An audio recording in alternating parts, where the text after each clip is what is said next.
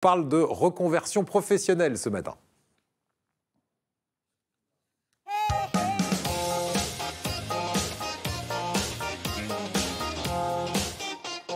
Et avec nous, Adam Aymon, fondateur de Vénus Consulting. Bienvenue. C'est un centre de formation et de formation professionnelle, évidemment.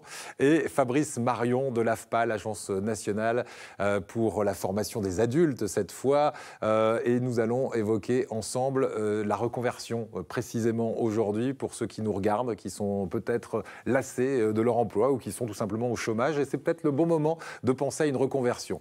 Juste avant, on fait le point avec ce sujet sur la reconversion en France. Regardez.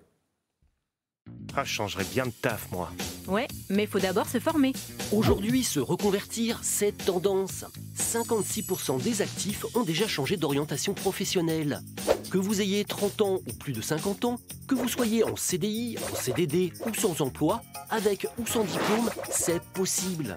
Mais attention, une reconversion professionnelle réussie nécessite de bien réfléchir à ses motivations et de les adapter à la réalité. Conseil, commencez par faire un bilan de compétences. Vous pouvez le financer en totalité ou en partie grâce au CPF, votre compte personnel de formation. Un consultant vous aidera à cibler les métiers, carrières et secteurs qui correspondent à vos compétences, votre personnalité et vos centres d'intérêt. Il pourra aussi vous conseiller des formations et des organismes adaptés à votre statut, salarié, demandeur d'emploi, indépendant ou agent de la fonction publique. N'hésitez pas là non plus à vous servir de votre compte personnel de formation. Il vous donne accès à des formations qui peuvent être entièrement prises en charge et même pour certaines rémunérées. Alors, on change de vie ? Voilà, on va changer de vie avec des reconversions à tout âge. Hein. Vous nous le précisez, c'est même les seniors se reconvertissent. Le slogan du jour, c'est « On a tous droit à plusieurs vies professionnelles ». Eh bien, on va découvrir comment. Alors souvent, on se dit, tiens, c'est une forêt de dispositifs. On va essayer de rendre ça très clair, très simple pour ceux qui nous regardent. Promis, tous les deux, ouais. Alors, on va commencer par les dispositifs pour se former sans débourser, parce que, on le sait, il y a des comptes formation. On parlait du CPF à l'instant. Le CPF, c'est pour des formations plutôt courtes en général, c'est ça, Fabrice ? Alors, oui, le principe, c'est qu'on a des droits de formation qui sont acquis pendant notre activité en entreprise. Donc, on cumule au fur et à mesure. Et en fait, on garde l'argent pour soi. L'entreprise met maintenant 500 € par an sur un compte. Donc, c'est un compte qui est hébergé par la Caisse des dépôts. Et vous pouvez ensuite les utiliser pour vous former. Alors, c'est essentiellement des formations courtes ou des formations complémentaires qui sont proposées. Moi, je vous donne un conseil, c'est tout de suite, pour ceux qui ne l'ont pas fait, c'est d'aller ouvrir leur compte sur Mon Compte Formation. C'est un site internet avec votre numéro de sécurité sociale. Vous ouvrez vos droits de cette façon-là et vous créez votre code personnel. C'est à nous de le faire, c'est important parce que personne ne le fera pour nous. Donc, compte de sécurité sociale et Mon Compte. Le numéro de sécurité sociale, on ouvre son compte, on y met un code secret et après on accède et on gère comme on veut.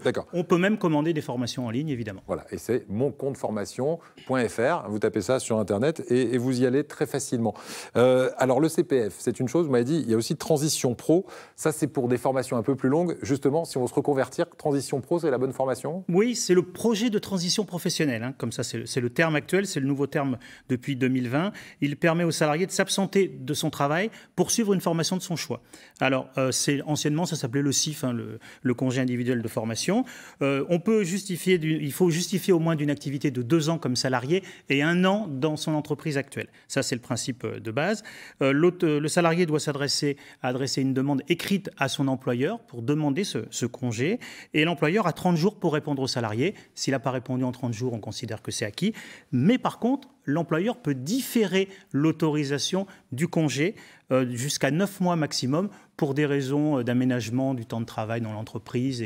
Mais il ne peut pas refuser, l'employé. Mais il ne peut pas refuser. OK.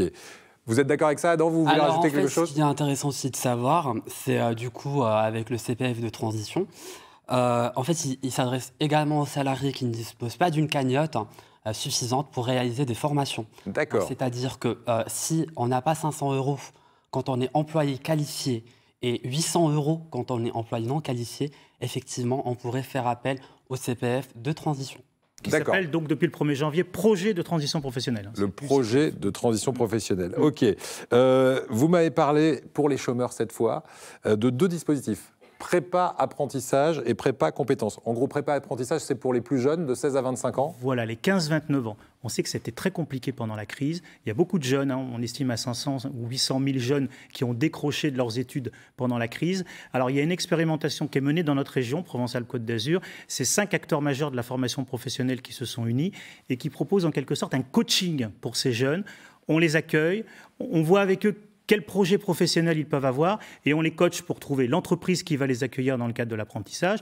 On leur apprend aussi à s'adresser aux chefs d'entreprise et puis on voit avec eux quelle est la formation la mieux adaptée et ils entrent dans l'apprentissage. C'est un dispositif très important en ce moment. Depuis le 1er juillet, il y a des aides financières qui sont tellement importantes venant de l'État que pour l'employeur, ça ne coûte pratiquement plus rien de prendre un apprenti sur 1 an, 2 ans, voire 3 ans. D'accord. On vous conseille vraiment, si vous êtes employeur, de prendre des apprentis en ce moment.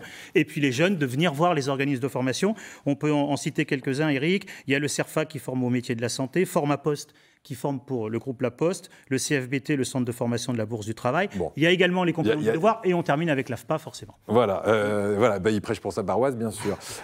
Prépa compétences, ça, c'est des formations qui s'adressent plutôt aux adultes et on va même aller jusqu'aux seniors qui ont envie de changer de vie, là aussi, professionnelle. Oui, on est également dans un coaching, mais là, c'est pour les personnes qui sont au chômage depuis souvent très longtemps, qu'on dit très éloignées de l'emploi. Ils n'ont plus une vraie représentation du monde du travail.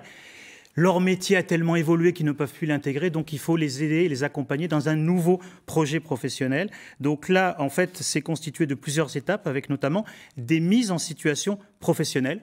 On a accompagné un groupe, il y a quelques jours, à Istres, qui est en prépa compétences, un groupe de 5 personnes d'horizons différents et d'âges différents. Il y avait Agnès, 57 ans, ou encore David, 40 ans, et puis Naoufal, qui avait 21 ans. Ils n'ont pas de vraie représentation des métiers, on les a accompagnés chez des cuisiniers. Ils ont rencontré un chef cuisinier qui s'appelle Éric Maucuit.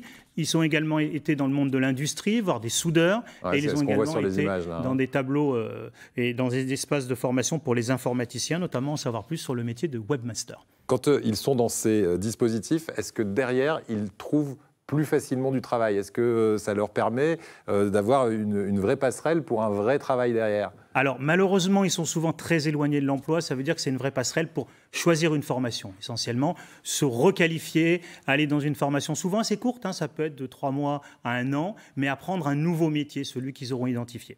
Merci Fabrice.